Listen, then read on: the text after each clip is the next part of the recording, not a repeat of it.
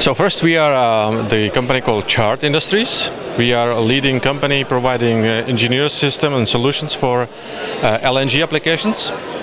Vehicle fueling applications is one of those very important ones. And at this event, we are exhibiting the brand new LNG dispenser, which is typically mounted at vehicle fueling stations. Plus, there is a brand new vehicle fueling tanks approved by R110, or according to R110, which is a new mandatory approval needed for European market for the vehicles which can be operated on the European roads. So that's the two main things we are exhibiting. Brand new, everything.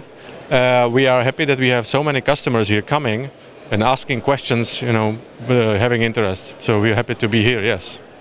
And which are your expectations about these new products, your market expectations? The expectation is very clear. The market will grow.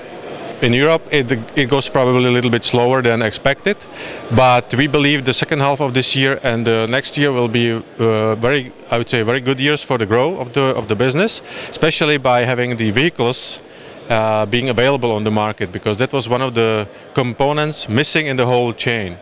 The station equipment is existing, the vehicles will come, so I think there is just everything needed to have a real growth in Europe.